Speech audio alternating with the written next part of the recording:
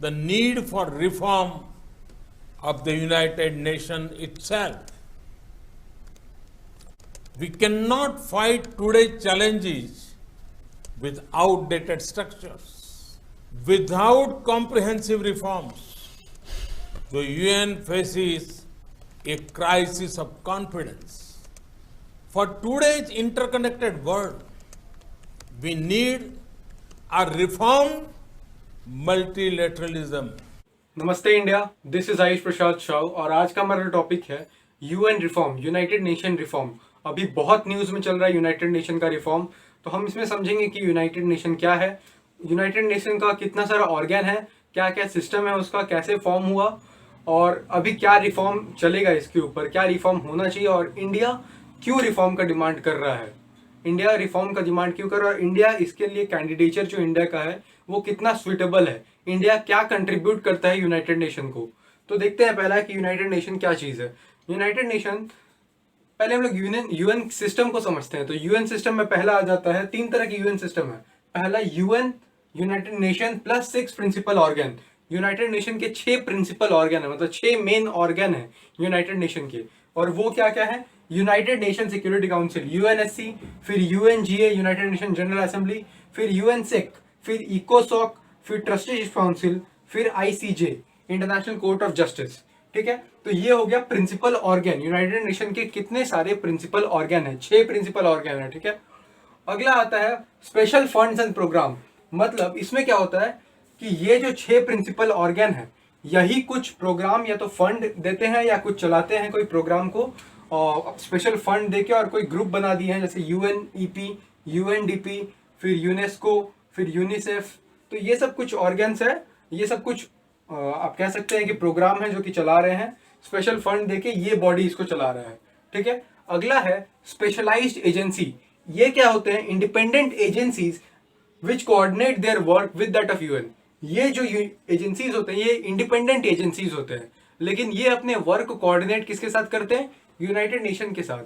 जैसा कि WHO, World Health Organization, IMF, International Monetary Fund, फिर World Bank, FAO, WTO, World Trade Organization, फिर IAO, ये सब जितने ऑर्गेनाइजेशन हैं ये इंडिपेंडेंट है लेकिन अपना वर्क को कोऑर्डिनेट करते हैं, मिला जुला के चलते हैं यूनाइटेड नेशन के साथ। मतलब इन लोगों के साथ मिला जुला के चलते हैं। और ये क्या है, ये इनके द्वारा बनाया गया एक बॉडी है। ठीक है, और ये 6 प्रिंसिपल ऑर्गन है यूनाइटेड नेशंस के। तो यूनाइटेड नेशंस फॉर्म हुआ था 24 दिसंबर 1945 में, जिसमें इंक्लूडिंग जो फाउंडिंग मेंबर्स थे वो थे 51, और इसमें इंक्लूडिंग इंडिया, ब्रिटिश इंडिया उस टाइम में था 1945 में, इंक्लूडिंग इंडिया इसके अंदर था। 51 कंट्रीज इसको मिलकर बनाए थे, इंक्लूडिंग इंडिया, यानी कि उस वक्त ब्रिटिश इंडिया था। तो इसके जो अभी जो मेंबर कंट्रीज हैं, अभी इसके मेंबर है 193, और जो लेटेस्ट मेंबर जो कि ऐड हुआ है इस कंट्री में वो है साउथ सुडान। ये इंपॉर्टेंट है कि लेटेस्ट मेंबर जो ऐड हुआ है इस कंट्री में, इस 193 में, वो है साउथ सुडान। ठीक है, अब देखते हैं कि यूनाइटेड नेशंस का एम क्या है। यूनाइटेड नेशंस के प्रियम्बल को कह सकते हैं एक तरह का इंडेक्स। यूनाइटेड नेशन के प्रियम्बल ऑफ यूएन चार्टर के प्रियम्बल में मेंशन है to save successive generation from scourge of war. देखिए 1945 और ये जो पीरियड था, वर्ल्ड वॉर का पीरियड था, बहुत लाइफ लॉस हुआ था। और यूनाइटेड नेशन का फॉर्म करने का मकसद ही ये था कि पूरा पीस कायम किया जाए, फ्रेंडली कंट्री एनिमी कंट्रीज के बीच में थोड़ा पीस लाया जाए और दोबारा 3rd वर्ल्ड वॉर से बचाने के लिए। कहने को तो तीसरा विश्व युद्ध नहीं हुआ, लेकिन इस बात को नकार नहीं सकते कि अनेकों युद्ध हुए, अनेकों गृह युद्ध भी हुए। कितने ही आतंकी हमलों ने पूरी दुनिया को थर्रा कर रख दिया, खून की नदियां बहती रही। यूनाइटेड नेशंस का जो 3 मेन एम है वो है peace, promote development, protect human right. Human right का कॉन्सेप्ट भी उसी टाइम में निकल के आया था। तो पीस जो है और डेवलपमेंट, पहला पीस कायम करना, वर्ल्ड पीस लाना, फिर प्रमोट डेवलपमेंट लाना, उसके बाद प्रोटेक्ट ह्यूमन राइट को बचाना। ह्यूमन राइट का कॉन्सेप्ट भी उसी के टाइम में आया था। ओके, सो अभी हम लोगों ने यूएन सिस्टम को समझ लिया। अब यूएन सिस्टम के अंदर जो यूनाइटेड नेशन जनरल असेंबली आता है वो ईयरली हर ईयर सितंबर के मंथ में कंडक्ट होता है। 193 मेंबर नेशन आके उस बैठते हैं और वहां पे अपना इशू रखते हैं, सामने पूरे वर्ल्ड के सामने अपना इशू रखते हैं। जैसे कि अभी सितंबर का महीना चल रहा है तो अभी यूनाइटेड नेशन में सब कंट्री के हेड आके अपना जो भी भाषण है वो रख रहे हैं और ये ईयर में एक बार होता है। और एक बात आपको याद रखना है कि इंडिया के लिए थोड़ा प्राउड मोमेंट है कि यूनाइटेड नेशन जनरल असेंबली की फर्स्ट वुमेन प्रेसिडेंट विजय लक्ष्मी पंडित, वो इंडियन है। विजय लक्ष्मी पंडित फर्स्ट वुमेन प्रेसिडेंट थी और ये सितंबर के हर मंथ में होता है, ठीक है। अब जो सबसे बवाल है जिसके ऊपर, वो है यूनाइटेड नेशन सिक्योरिटी काउंसिल। ये एक ऐसा इंस्टीट्यूशन है, देखिए यहाँ पे क्या है कि हर कंट्री आएगा और अपना भाषण दुनिया के सामने रखता है, अपना इश्यू सामने रखता है, लेकिन कुछ पावर बोल के यहाँ पे नहीं है। यहाँ पे आप दूसरे को निंदा दिलवा सकते हैं, लेकिन ये जो है ये एक ऐसा इंस्टीट्यूशन है जिसके पास टिथ टू बाइट है, मतलब काटने के लिए उसके पास दांत है, वो कुछ कर सकता है, वो ये इंस्टीट्यूशन है। तो ये क्या है इंस्टीट्यूशन? पहला, इसका एम क्या है? इसका एम है टू पास बाइंडिंग रेजोल्यूशंस। अगर इसने कोई रेजोल्यूशन निकाल दिया तो वो कंट्रीज के ऊपर बाइंडिंग होगा। अगर यहां से कोई रेजोल्यूशन निकला तो ये बाइंडिंग नहीं होता, लेकिन अगर यूनाइटेड नेशन सिक्योरिटी काउंसिल से निकल गया तो वो बाइंडिंग होता है, ठीक है। और अगला है कलेक्टिव सिक्योरिटी। कलेक्टिव सिक्योरिटी क्या है? One for all for one. अगर एक के ऊपर हमला होता है तो सब उसके ऊपर चढ़ जाएगा। वन फॉर ऑल और ऑल फॉर वन, ठीक है। कलेक्टिव सिक्योरिटी का कॉन्सेप्ट यहाँ पे आता है। अगला, इसके मेंबर कंट्रीज कौन कौन से हैं भाई? इनके मेंबर कंट्रीज अभी हैं 15, जिसमें 5 परमानेंट है, याद रखिएगा 5 परमानेंट है और 10 नॉन परमानेंट है। मतलब 10 जो है वो हर एवरी 2 ईयर में सिलेक्शन होते रहता है, वोट होता है। इंडिया नॉन परमानेंट मेंबर है यूनाइटेड नेशन का, अस्थायी सदस्य है इंडिया। और 5 परमानेंट मेंबर में कौन कौन आते हैं? पहला ब्रिटेन, फिर France, then China, Russia, USA. तो ये 5 मेंबर कंट्रीज जो हैं ये परमानेंट है और इनके पास वीटो पावर होता है, इनके पास वीटो पावर होता है। और ये 10 नॉन परमानेंट जो मेंबर जो हैं इनके पास, याद रखिएगा, वीटो पावर नहीं होता। ये हर 2 ईयर्स के ऊपर इनका सिलेक्शन होता है, हर 2 ईयर में इनका सिलेक्शन होता है, ठीक है। ओके, सो यहां तक तो भी अच्छा लग रहा था कि यूनाइटेड नेशन का एम जो है पीस प्रमोट करना है, डेवलपमेंट करना और ह्यूमन राइट्स को प्रोटेक्ट करना है। लेकिन कुछ इश्यूज है यूएनएससी के साथ, यूनाइटेड नेशन सिक्योरिटी काउंसिल के साथ कुछ इश्यूज है। तो यूनाइटेड नेशन सिक्योरिटी काउंसिल को भी बताया कि 5 परमानेंट होते हैं इसमें। कौन कौन? Britain, France, Russia, China, USA. तो ये 5 परमानेंट हो गए और 10 नॉन परमानेंट होते हैं जो कि इलेक्शन लड़के आते हैं, ठीक है। तो इसके साथ जो इशू है वो बहुत इंपॉर्टेंट है, इशू को जानना, क्योंकि भारत के लिए बहुत ज्यादा इंपॉर्टेंट है। तो पहला इशू आता है सिंपल प्रोसीजरल इशू, मतलब जो सिंपल प्रोसीजर से हो जाए, ठीक है। जैसे कि छोटा मोटा इशू जो कि यूएनएससी के सामने आता है वो इससे सॉल्व होता है। इसमें कुछ नहीं चाहिए होता है, बस 15 कंट्री में से आपके 9 कंट्री राजी हो जाने चाहिए। और इसमें ये P5 जो है, ये P5 Britain, France, Russia, China, USA का अगर सहमति नहीं भी है, वो लोग वोट नहीं भी करते हैं और 9 मेंबर 10 में से अगर कर दें तो ये रेजोल्यूशन पास हो जाता है, ठीक है। ये हो गया सिंपल प्रोसीजरल प्रोसेस, मतलब सिंपल प्रोसीजर से ये पास हो सकता है। अगला देखते हैं जो है क्रिटिकल इशू। क्रिटिकल में क्या आता है? क्रिटिकल इशू जैसे अभी आप सुने होंगे कि मसूद अजहर को, जो कि टेररिस्ट है, उसको इंडिया इंटरनेशनल टेररिस्ट घोषित करने में बहुत समय लग गया। क्यों लग गया वो अभी समझ आएगा यहाँ से। क्रिटिकल इशू जो होता है, यानी कि किसी को अगर टेररिस्ट घोषित करना है, टेररिज्म के खिलाफ लड़ना है, तो क्रिटिकल इशू में P5 मेंबर का सहमति चाहिए। मतलब Britain, France, Russia, China, USA का सहमति चाहिए, ठीक है। और ये कोई नेगेटिव वोट नहीं डालना चाहिए इनको। अगर कोई नेगेटिव वोट डालता है तो ये रेजोल्यूशन पास नहीं होगा। मान लीजिए अगर ये 15 मेंबर हैं, 15 में से अगर 14 मेंबर राजी हो जाते हैं कि अगर किसी मान लीजिए मसूद अजहर को टेररिस्ट घोषित करना है, तो 15 में से अगर 14 मेंबर राजी हो गए और चाइना अकेले वीटो पावर इस्तेमाल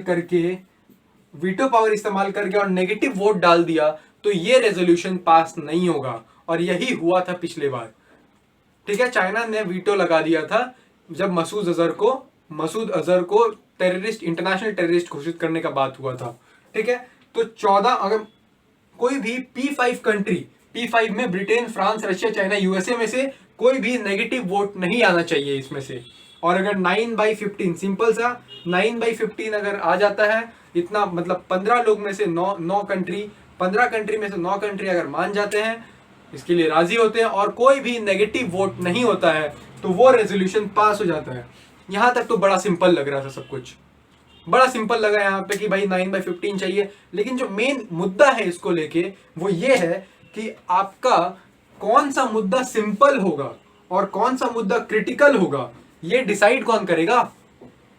कौन सा मुद्दा सिंपल में आएगा और कौन सा मुद्दा क्रिटिकल में आएगा, ये डिसाइड करने वाला कौन है? ये डिसाइड करने वाले P5 कंट्रीज है, मतलब Britain, France, China, Russia, USA. ये कंट्रीज डिसाइड करेंगे कि कौन सा इशू क्रिटिकल है और कौन सा इशू सिंपल प्रोसीजर से होगा। तो अगर मान लीजिए कोई क्रिटिकल इशू है और इसमें से 3/2 का अगर रेशियो आ जाता है, मतलब 3 कंट्री बोल देते हैं कि नहीं ये सिंपल प्रोसीजर से चलेगा, तो वो सिंपल प्रोसीजर से ही रेजोल्यूशन पास होगा। समझ आया? यहां मेजोरिटी से फैसला हो जाता है। तो क्रिटिकल इशू समझ आ गया, सिंपल इशू समझ आ गया। तो अब हम यूएनएससी के रिफॉर्म को देखेंगे। तो यूएनएससी में क्या रिफॉर्म चाहिए, पहला हम देखते हैं मेंबरशिप रिफॉर्म। तो मेंबरशिप रिफॉर्म को अगर हम देखें तो इसका एम क्या है, रिफॉर्म का एम क्या है? To ensure adequate representation of the present world order. मतलब अभी वर्ल्ड ऑर्डर में जितने परमानेंट मेंबर है, कौन कौन है फिर से याद दिला देता हूँ। 5 परमानेंट मेंबर है, ब्रिटेन, चाइना, रशिया, यूएसए और फ्रांस। ये 5 मेंबर है, ये 5 मेंबर अभी परमानेंट है। तो देखिए अभी वर्ल्ड ऑर्डर समझ आ जाएगा क्या है। तो अभी वर्ल्ड ऑर्डर जो है वो इनस्टेबल है। तो एडिक्वेट रिप्रेजेंटेशन मतलब अनरिप्रेजेंटेड है कुछ कॉन्टिनेंट, जैसे आप ऑस्ट्रेलिया को कोई रिप्रेजेंटेशन नहीं है परमानेंट मेंबरशिप में। फिर लैटिन अमेरिका से इतने सारी कंट्रीज है, कोई रिप्रेजेंटेशन नहीं है। सेकेंड लार्जेस्ट कॉन्टिनेंट जो है अफ्रीका, उसको कोई रिप्रेजेंटेशन नहीं है। परमानेंट मेंबर का बात कर रहा हूं, ठीक है। तो परमानेंट मेंबर में to ensure adequate representation and the present world order, मतलब सही से रिप्रेजेंटेशन मिले सब सारे कॉन्टिनेंट को, एक एडिक्वेट रिप्रेजेंटेशन हो, यही डिमांड है। अगला है, पहला पॉइंट इसमें आ जा रहा है equitable representation across the continent. Equitable representation across the continent का मतलब कि हर कॉन्टिनेंट को इक्विटेबल रिप्रेजेंटेशन मिलना चाहिए। देखिए यूरोप जो कि सेकंड स्मॉलेस्ट कॉन्टिनेंट आता है, उसके अंदर 2 कंट्रीज को आपने परमानेंट सीट दे दिया है, फ्रांस और ब्रिटेन। अफ्रीका जो कि इतना बड़ा सेकंड लार्जेस्ट कॉन्टिनेंट है, उसको आपने एक भी परमानेंट सीट नहीं दिया है। और एशिया अंडर रिप्रेजेंटेड है, मतलब वहां रिप्रेजेंटेशन जितना मिलना चाहिए उतना रिप्रेजेंटेशन है नहीं। तो यूरोप में ज्यादा रिप्रेजेंटेशन है, एशिया में कम रिप्रेजेंटेशन है, अफ्रीका में तो कोई रिप्रेजेंटेशन है ही नहीं, और लैटिन अमेरिका में भी कोई रिप्रेजेंटेशन नहीं है। लैटिन अमेरिका में ब्राजील, अर्जेंटीना, ये सारे स्टेट आते हैं, तो कोई रिप्रेजेंटेशन नहीं है उनके लिए। तो ये एक चीज एक तरह से गलत है। तो ये अपना डिमांड कर रहे हैं कि हमें रिप्रेजेंटेशन चाहिए। तो अब देखिए, अब अगर कोई मेंबरशिप रिफॉर्म के बारे में बात करता है तो उसके अकेले बोलने से कुछ नहीं होगा, उसे ग्रुप बना के काम करना है। उसी तरह इंडिया के अकेले बोलने से कुछ होगा नहीं, इंडिया को भी ग्रुप बना के काम करना है। तो इंडिया ने क्या ग्रुप बनाया, तो इंडिया एक ग्रुप के साथ ज्वाइन हो गया, वो है G4 group of 4 member. G4 क्या है, इसमें ब्राजील है, इंडिया है, जर्मनी है, जापान है। ये लोग एस्पायर कर रहे हैं कि उन्हें परमानेंट मेंबरशिप मिले। ब्राजील एस्पायर कर रहा है। ब्राजील कहाँ से है? लैटिन अमेरिका से है, नॉर्थ अमेरिका से, साउथ अमेरिका से है ब्राजील, फिर इंडिया एशिया से, जर्मनी, फिर जापान। ये चारों मेंबर डिमांड कर रहे हैं कि हमें परमानेंट सीट मिलना चाहिए। देखिए अब ये डिमांड कर रहे हैं, ब्राजील के पास में कौन है? ब्राजील के पास अर्जेंटीना। तो ब्राजील के पड़ोस में अर्जेंटीना, तो अगर आप ब्राजील को दे देते हैं परमानेंट मेंबर और अर्जेंटीना को नहीं देते हैं, तो ये इसके खिलाफ ऑपोजिशन में जाएगा कि इसे नहीं मिलना चाहिए, इसे परमानेंट मेंबरशिप नहीं मिलना चाहिए। अगला इंडिया को अगर यहाँ पे मिलता है तो इंडिया के पास में हमारा पड़ोसी कौन है? पाकिस्तान। तो वो चाहेगा कि नहीं मिले इंडिया को ना मिले, इसके लिए पूरा ट्राई करेगा। तो इंडिया के पास में पाकिस्तान, तो इंडिया को ना मिले इसीलिए वो भी नहीं चाहेगा।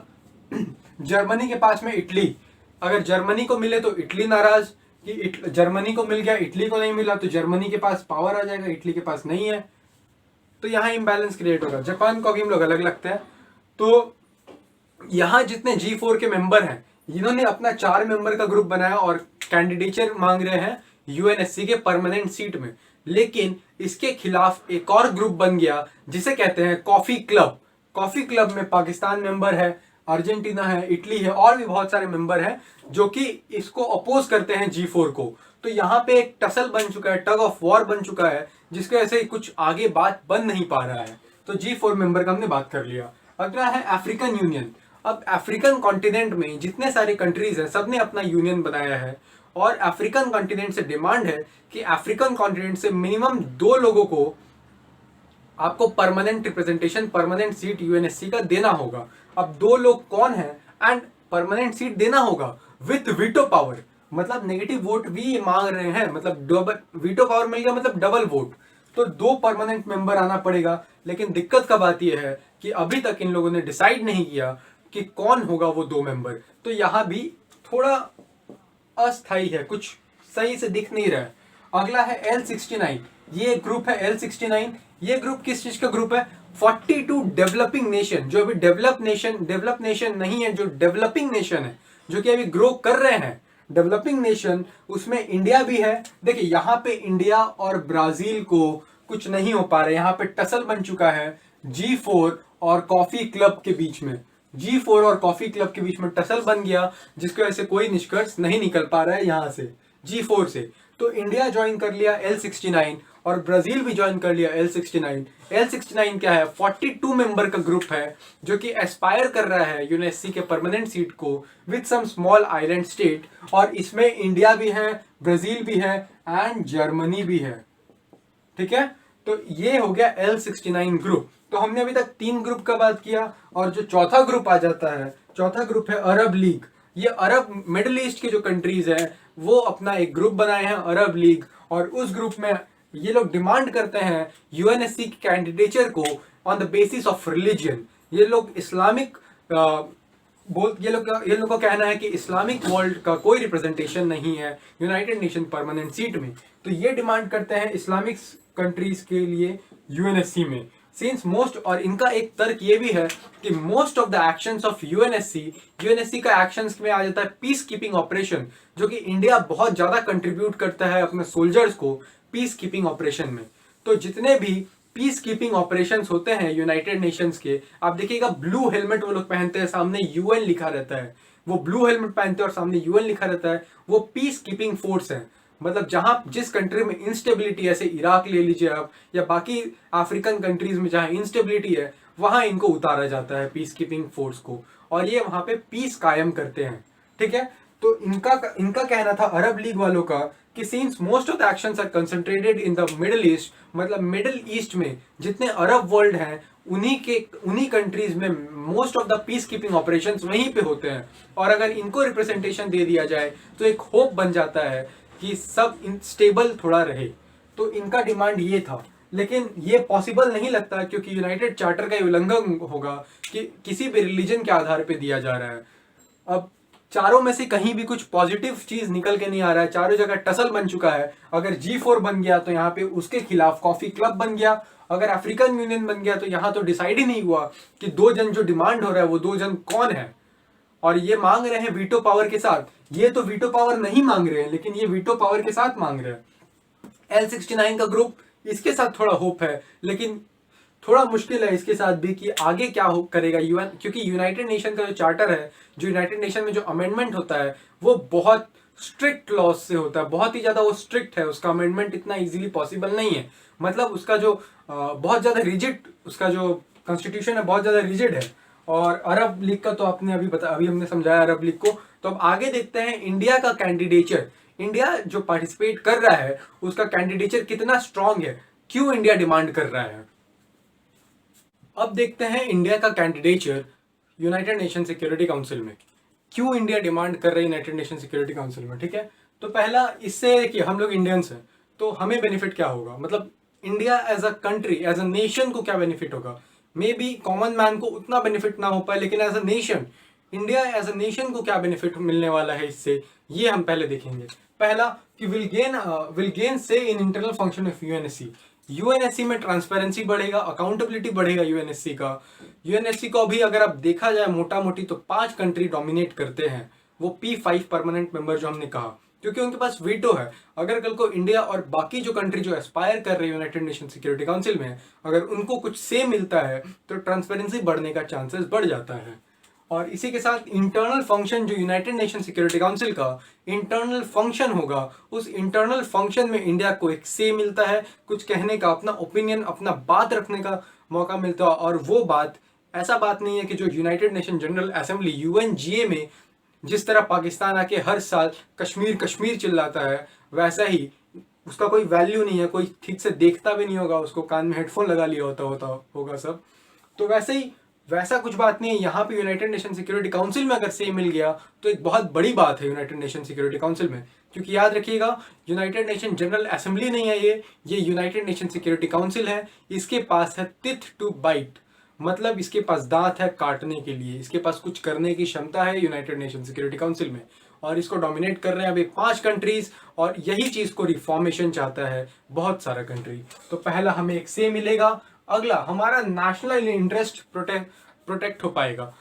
हम इंश्योर कर पाएंगे कि कल को कोई और कंट्री कोई ग्रुपिंग बना के इंडिया के खिलाफ यूएनएससी को इस्तेमाल ना करे। अगर इंडिया को एक से मिल गया उसमें, तो इंडिया के खिलाफ कोई और कंट्री जैसे चाइना, पाकिस्तान और भी बहुत सारे जितने कंट्रीज हैं, वो लोग इंडिया के खिलाफ कल को इंडिया के नेशनल इंटरेस्ट को हर्ट ना कर पाए।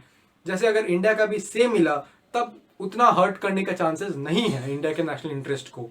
ठीक है, तो नेशनल इंटरेस्ट का बात हो गया। अगला एक ग्रेट पावर। अभी इंडिया पावर बनने में भी थोड़ा देरी है इंडिया को, लेकिन आने वाले समय में India as a great power निकल के आ सकता है, इसकी संभावना है। ठीक है, अब देखते हैं इंडिया किस बेसिस पे डिमांड करता है। इंडिया क्यों डिमांड करता है भाई? सबसे बड़ी बात कि India is the largest functional democracy, largest democracy है इंडिया, जिसके वजह से इंडिया डिमांड करता है। अगला है second largest country in terms of population, दुनिया के सेकेंड लार्जेस्ट पॉपुलेटेड कंट्री है इंडिया। अगर आप इतने लोगों वाली कंट्री को अगर आप वीटो पावर नहीं दे रहे हो, यूनाइटेड नेशन में से नहीं दे रहे हो, तो कहीं ना कहीं इनजस्टिस है। अगला 7th लार्जेस्ट कंट्री, साइज के मामले में 7th लार्जेस्ट कंट्री में आता है इंडिया। फिर अगला होता है 3rd largest economy in terms of PPP. PPP क्या है? Purchasing power parity. PPP economy, जिस तरह हम लोग जीडीपी नापते हैं, जीडीपी एक नॉमिनल जीडीपी, एक रियल जीडीपी, या तो आप एक पीपीपी मतलब परचेजिंग पावर पैरिटी के हिसाब से नापते हैं। उसके ऊपर अलग से एक वीडियो लाएंगे परचेजिंग पावर पैरिटी क्या होता है, और उसके हिसाब से इंडिया 3rd लार्जेस्ट इकोनॉमी है वर्ल्ड में। उसके बाद de facto nuclear weapon state. De facto nuclear weapon state क्या है? कि इंडिया होल्ड करता है न्यूक्लियर वेपन। इंडिया एक de facto nuclear weapon state है। न्यूक्लियर वेपन स्टेट को आप रिप्रेजेंटेशन नहीं दे रहे हो। और क्या है? Active participation in पीकेओ। पीकेओ क्या है? Peace keeping operation. Peace keeping operation में इंडिया का बहुत ज्यादा एक्टिव पार्टिसिपेशन है। सिर्फ not only in peace keeping operation, in every functions of United Nations Security Council, और in every functions of United Nation and every organ of United Nation, India का बहुत ज़्यादा एक्टिव पार्टिसिपेशन रहा है। तो India बहुत कुछ दे सकता है, बेनिफिट दिला सकता है यूनाइटेड नेशन को। फिर अगला पॉइंट है लीडर ऑफ थर्ड वर्ल्ड। जो थर्ड वर्ल्ड का एक टाइम था जब नॉन अलाइनमेंट मूवमेंट चल रहा था, उस टाइम भी इंडिया थर्ड वर्ल्ड का लीडर सामने होकर आया था, और अभी भी बहुत ज़्यादा चांसेस है इंडिया का थर्ड वर्ल्ड का लीडर सामने आने के लिए। अगला है कॉन्स्टिट्यूशन। ये बहुत ज़्यादा इंपॉर्टेंट है क्योंकि इंडिया ने अपने कॉन्स्टिट्यूशन में इंटरनेशनल नॉर्म्स को फॉलो करने का अपने संविधान में लिखा के रखा है, जो कि बहुत ज़्यादा यूनिक है। और बाकी कंट्रीज में आपको इस तरह का इंटरनेशनल कमिटमेंट आपको नहीं दिखेगा जो इंडियन कॉन्स्टिट्यूशन में दिखता है। इंडियन कॉन्स्टिट्यूशन के आर्टिकल 51 में इंटरनेशनल लॉ को फॉलो करने का, इंडिया बाइंडिंग तरीके से फॉलो करेगा इंटरनेशनल लॉ को, ये article 51 of the Indian constitution में लिख के दिया गया है कि हम इंटरनेशनल लॉ को मानेंगे। इस तरह का कमिटमेंट कॉन्स्टिट्यूशन में लिखा देना, इस तरह का कमिटमेंट और कोई कंट्री में आपको जल्दी नहीं मिलेगा। तो ये एक बहुत बड़ा कैंडिडेचर है कि इंटरनेशनल नॉर्म को फॉलो करेगा इंडिया। अगला है civilisational and commitment to the world peace. Civilisational value है इंडिया का। इंडिया का एक सिविलाइजेशनल वैल्यू है इंडस वैली सिविलाइजेशन, और बाकी जितना हमारा सिविलाइजेशनल वैल्यू है, इसमें जो वैल्यूज हमें मिला है, जिस तरह से वसुदेव कुटुंबकम, हमारा जो वसुदेव कुटुंबकम ये है कि whole world is a family, we treat whole world as a family. तो एक इंटरनेशनल पीस कीपिंग में बहुत ज़्यादा मदद करेगा पीस कायम करने में। फिर है सर्व भवन्तु सुखिनम, ये भी एक हमारा वैल्यूज है। अब अगला आता है, अब देखिए एक इंपॉर्टेंट बात बताते हैं। डॉक्टर शशि थरूर का कहना था, अगर आप पावर को only in terms of soft power नापते हो, डॉक्टर शशि थरूर का कहना था कि आप पावर को only in terms of soft power मानते हो तो इंडिया टॉप पे खड़ा होगा। बिकॉज इंडिया एक सॉफ्ट पावर में बहुत ज्यादा, इसके पास इतना सिविलाइजेशनल वैल्यू है, इतना कल्चरल वैल्यू है इंडिया के पास। इंडिया मल्टी कल्चरिज्म, प्लूरलिज्म में भरोसा रखता है। इसकी वजह से इंडिया का जो सिविलाइजेशनल वैल्यू है और जो कल्चरल वैल्यू है वो बहुत ज्यादा बढ़ जाता है। और ये भी एक कारण है कि इंडिया का पास सॉफ्ट पावर बहुत ज्यादा है। डॉक्टर शशि थरूर का ये कहना था कि अगर सॉफ्ट पावर को नापा जाए, अगर पावर को नापा जाए only in terms of soft power, मतलब कल्चरल वैल्यूज में नापा जाए, तो इंडिया टॉप पे खड़ा होगा। ठीक है, तो ये हो गया इंडिया का कैंडिडेचर। इंडिया इसलिए मांगता है यूनाइटेड नेशन सिक्योरिटी काउंसिल में अपना सीट, इस बात से क्लियर है। और एक इंपॉर्टेंट टॉपिक जो यहाँ पे आ जा रहा है कि अगर इंडिया सीट लेता है यूनाइटेड नेशन में, तो इससे यूनाइटेड नेशन सिक्योरिटी काउंसिल को क्या बेनिफिट होगा, क्योंकि अगर हमें कोई सीट देगा तो हमें उसे बेनिफिट देना है। तो देखिए, एक यूनाइटेड नेशन सिक्योरिटी काउंसिल का जो सबसे बड़ा एक ड्रॉबैक है, जो कोई भी काम वहां पे हो क्यों नहीं पाता है, क्योंकि 5 कंट्रीज है। बहुत बार कहती है कि USA, Russia, China, Britain, France. यहाँ पे क्या होता है, 5 कंट्रीज अगर 5 कंट्रीज है तो ग्रुप बन जाता है, जैसे कि रशिया और चाइना एक जगह, यूएसए, फ्रांस, ब्रिटेन, इसको बोलते हैं P3, इसको बोलते हैं P2।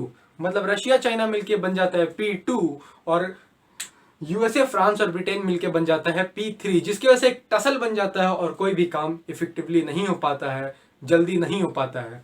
तो P2 और P3, P2 में रशिया, चाइना, और इसमें यूएसए, ब्रिटेन और फ्रांस, ये मिलके एक टसल बन जाता है। तो अगर इंडिया को सीट मिलता है, इंडिया का रिलेशन रशिया के साथ भी अच्छा है और यूएसए के साथ भी अच्छा है, और तो एक तरह का मॉडरेटर काम कर सकता है इंडिया। अगर इंडिया को यहाँ पे सीट मिला यूनाइटेड नेशन सिक्योरिटी काउंसिल का, तो इंडिया एज अ मॉडरेटर काम कर सकता है P2 और P3 के बीच में। तो ये एक बड़ा बेनिफिट हो सकता है यूनाइटेड नेशन सिक्योरिटी काउंसिल को इंडिया के कैंडिडेचर से। तो अब देखते हैं कि ये तो पूरा बात रहा। अभी रिसेंटली पार्लियामेंट में भी मिनिस्ट्री ऑफ एक्सटर्नल अफेयर का भी स्टेटमेंट था। ये स्टेटमेंट था कि अभी जो टाइम है इंडिया का बहुत ज्यादा ब्राइट है यूनाइटेड नेशन सिक्योरिटी काउंसिल में सीट लेने के लिए। मतलब अभी एक ब्राइट टाइम है इंडिया का सीट लेने के लिए। ये तो हो गया इंडिया डिमांड किस लिए कर रहा है यूनाइटेड नेशन सिक्योरिटी काउंसिल में अपना सीट। ठीक है, अब देखते हैं कि कुछ हमारे थिंक टैंक्स हैं, जैसे डॉक्टर रामचंद्र गुहा, इनका नाम आप बहुत सुने होंगे।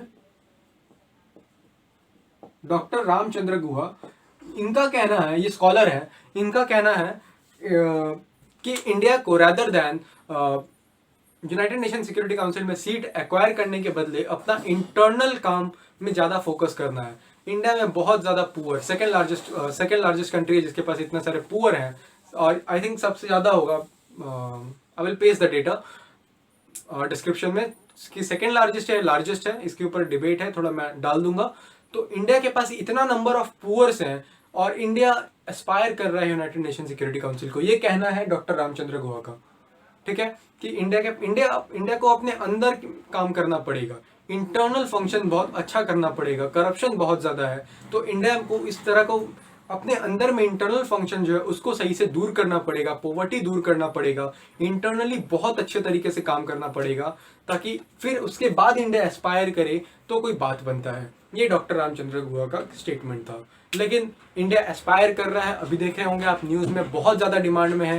लेटेस्ट जो अभी यूनाइटेड नेशन जनरल असेंबली में पीएम मोदी का जो स्पीच था, उसमें भी उन्होंने यूनाइटेड नेशन का रिफॉर्म के बारे में बात किया। ये तो सिर्फ अभी हुआ यूनाइटेड नेशन सिक्योरिटी काउंसिल के रिफॉर्म के बारे में बात। आगे वाले वीडियोस में हम बात करेंगे वीटो पावर को रिफॉर्म करने का बात जो हुआ, फिर और भी बाकी जो 6 ऑर्गन्स हैं उनके रिफॉर्म के बारे में। ओवरऑल यूनाइटेड नेशन का रिफॉर्म अभी बाकी है, उसको आने वाले लेक्चर्स में कवर करेंगे। अभी के लिए बस इतना ही, मिलते हैं अगले वीडियो में। इसे लाइक करिए, शेयर करिए, सब्सक्राइब करिए। Thank you. जय हिंद, जय भारत।